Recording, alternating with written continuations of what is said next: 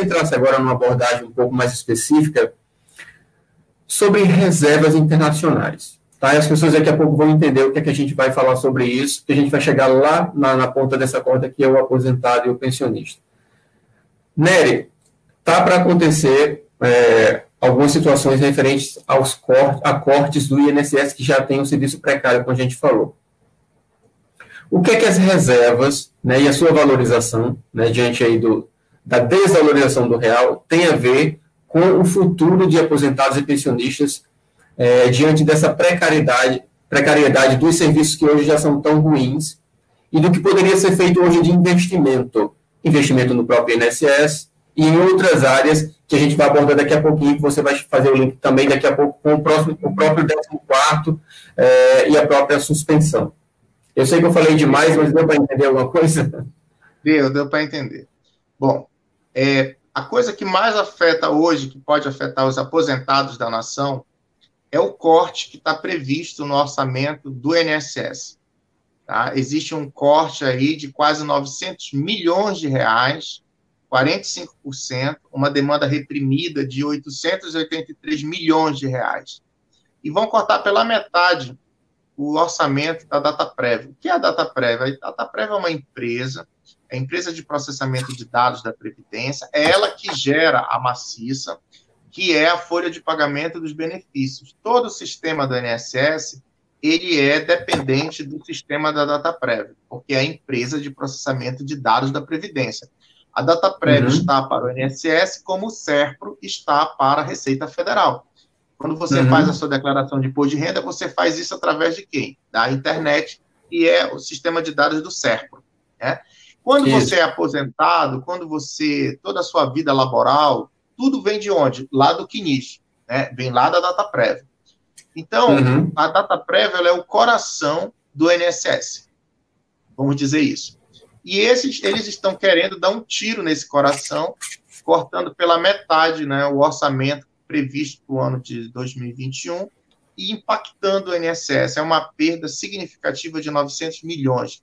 É você cortar pela metade, praticamente, o orçamento da autarquia. E qual é o problema disso para o cidadão, para você? Bom, os servidores e o próprio aposentado, eles vão receber salário e vão receber suas aposentadorias, as suas pensões, seus benefícios previdenciários, porque isso é uma despesa obrigatória. Não tem como escapar disso, tá? Esse corte é para as despesas discricionárias. E o que é uma despesa discricionária? É todas aquelas despesas relacionadas à manutenção de uma agência, por exemplo. É o vigilante que trabalha lá na agência, porque se não tiver um vigilante, os vândalos vão depredar a agência, vão invadir a agência, vão levar computador, vão vandalizar. Então, você precisa de um vigilante. Isso é uma despesa necessária. Sim. Você precisa de terceirizados, você precisa de estagiários, né? Você precisa do custeio da máquina, energia, água, telefonia, enfim. Então, isso são as despesas discricionárias. Eles querem cortar isso pela metade. Se eles fizerem isso, o que é que vai acontecer? Você vai ter que fechar agências.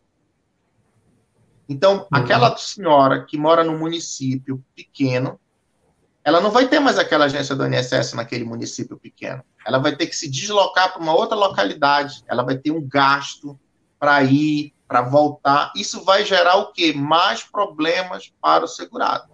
Né? Quem vai pagar por isso? É o segurado.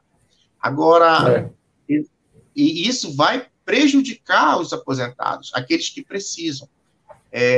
Muitas vezes a pessoa não tem condições de acessar o aplicativo do Meu INSS. Nem todo mundo está familiarizado com as novas tecnologias. Às vezes os próprios servidores têm dificuldade, imagine o segurado. Né? Então, realmente as agências elas são importantes, elas são necessárias, é um ponto de referência que se tem para a Previdência no município, e os prefeitos eles deveriam ser acionados a se mobilizar para manter as agências abertas. Nenhuma agência a menos. Tá? Nenhuma agência a menos. Nós temos que manter as agências funcionando, e esse corte tem que ser rechaçado pelo Congresso Nacional, porque isso é um retrocesso, isso vai prejudicar mais uma vez a população. E eles dizem que falta dinheiro. Gente, dinheiro existe. O que falta é decisão política sensata. Nery, desculpa te atrapalhar. Você agora vai entrar no cerne do problema, né? Do que seria o problema. A gente já tem um discurso já preparado há muito tempo de que o problema do Brasil nunca foi realmente fundos, nunca foi dinheiro, e sim a administração desses valores, que são astronômicos. Então, eu quero que você agora também aborde especificamente essa parte aí. Dinheiro tem, não é, Nery? Dinheiro tem suficiente para melhorar o pagamento das aposentadorias, para garantir o 14º salário e também para manter o nosso auxílio emergencial. O Brasil é um país rico, riquíssimo. O que existe são decisões políticas, são as escolhas que são feitas. Eu vou te dar um exemplo claro agora. Nós temos as reservas internacionais, que são aquelas reservas que estão no Banco Central e que garantem ao Brasil um colchão de liquidez financeira para garantir as importações. Por exemplo, o trigo. A gente não produz trigo no Brasil o suficiente para garantir a produção de pão, por exemplo, de biscoitos. Então, a gente precisa importar esse trigo. Então, esse trigo vem do exterior. Para eu comprar esse trigo, eu tenho que pagar em dólar, certo? E é para isso que servem as reservas internacionais. Elas servem para garantir o nosso fluxo de comércio com o resto do mundo, né? E também pagamento das nossas dívidas, serviços da dívida, juros da dívida. Empresas brasileiras que compram, por exemplo, a TAM, compra uma aeronave lá da Boeing. Ela não tem que pagar a Boeing? Ela vai pagar em reais ou ela vai pagar em dólar? Ela vai pagar em dólar. De onde ela vai tirar esses dólares? Das reservas internacionais que estão no Banco Central. Então, as reservas, elas são muito importantes para garantir um colchão de liquidez para a economia brasileira. Aí, vamos lá. Vamos falar agora de decisão política. Decisões erráticas. Você tem um recurso. Aí você vai usar esse recurso como? Essa escolha que tem que ser levada ao debate. Então, no caso das reservas internacionais, elas são em dólar. Vocês sabem que o dólar subiu. Na verdade, foi o real que se desvalorizou frente ao dólar. Então, quando existe uma desvalorização, existe uma variação cambial. Se eu tenho, por exemplo, 100 dólares, e esses 100 dólares, ele equivale a 400 reais, e se o dólar sobe, vai a 5,60, então 100 dólares equivale a quanto? Equivale a 560 reais. Sim. Né? Por quê? Porque houve uma desvalorização do real frente ao dólar. E esta diferença é a variação cambial. Pois bem, esta diferença de variação cambial, ela existe, ela está no Banco Central, tá? Houve um ganho das nossas reservas cambiais por conta da desvalorização da nossa moeda frente ao dólar, e o Paulo Guedes, com a sua equipe econômica, conforme as fontes que estão sendo noticiadas, eles estão querendo, por meio do Conselho Monetário Nacional, repassar 400 bilhões para os banqueiros. Peraí, Nery, 400 bilhões a mais, fora que os bilhões que recentemente foram colocados nas mãos dos bancos, pelo menos os 5 maiores bancos do Brasil, esperando que se chegasse aqui do outro lado, né, dos réis mortais, e não chegou. A gente sabe disso. Não chegou, né? E não vai chegar. Não chegou e não vai chegar. Uma das medidas que foram adotadas de pronto pelo Guedes, que foi uma coisa assim, que nem o The Flash, foi soltar dinheiro para banco. O auxílio emergencial foi uma dificuldade, as pessoas ficavam na fila, nunca chegava, estava sempre em análise. No caso do... Detalhe, chegaram a dizer que faltava dinheiro, que tinha que imprimir nota para saber se poderia pagar ou não o auxílio emergencial, eu lembro disso. Aí o que foi que eles fizeram? Eles pegaram o dinheiro do compulsório, que está no Banco Central, que é dinheiro do povo, que é o dinheiro da população que ela deposita. Tudo que ela deposita no banco, uma parte disso vai para o Banco Central. Aí o que foi que o Guedes fez? Pega a parte desse dinheiro do Banco Central e dá para os bancos, para garantir liquidez de mercado. E aí esse dinheiro está empossado, as microempresas querem dinheiro e não conseguem, empresas estão fechando porque não estão conseguindo acessar crédito, e você vê aí o que os bancos estão fazendo, estão pegando dinheiro e fazendo operação compromissada.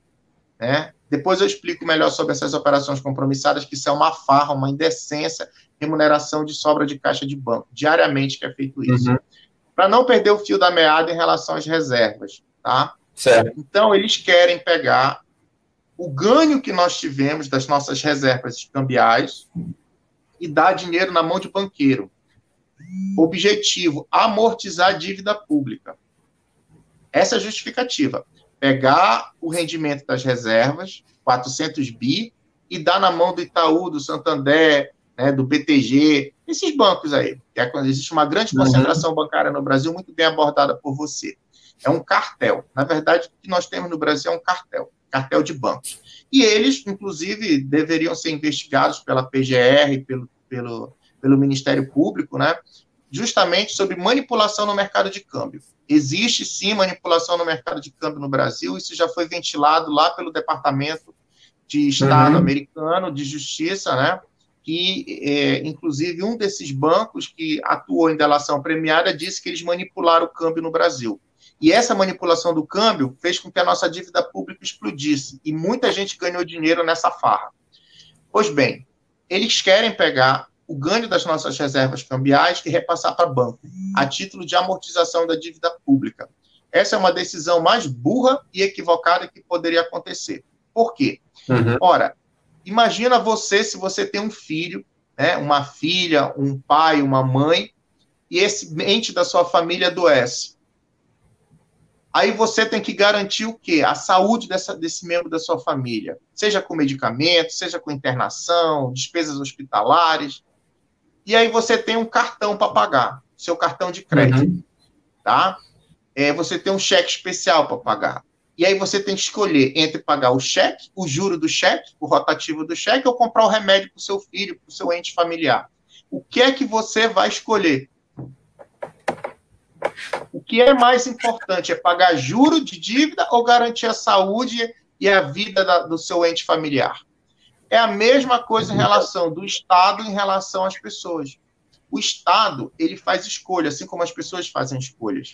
O Estado não pode, nesse momento, deixar a economia brasileira ir para o beleléu, tá?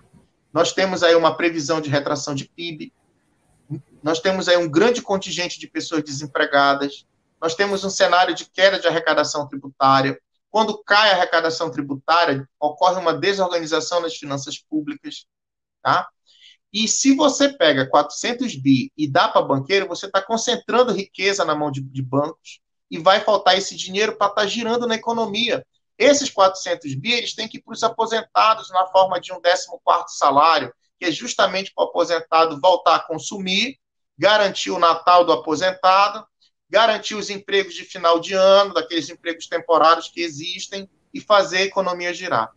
E aí são as escolhas. Pegar 400 bi e socar lá nos banqueiros, ou pegar 400 bi e injetar na economia. O Paulo Guedes, ele quer injetar dinheiro lá nos banqueiros, e não injetar dinheiro na economia. Então, vejam que são as escolhas. Então, dinheiro para o 14º salário existe. Esse dinheiro já existe. Só falta pegar esse dinheiro e transferir para um fundo.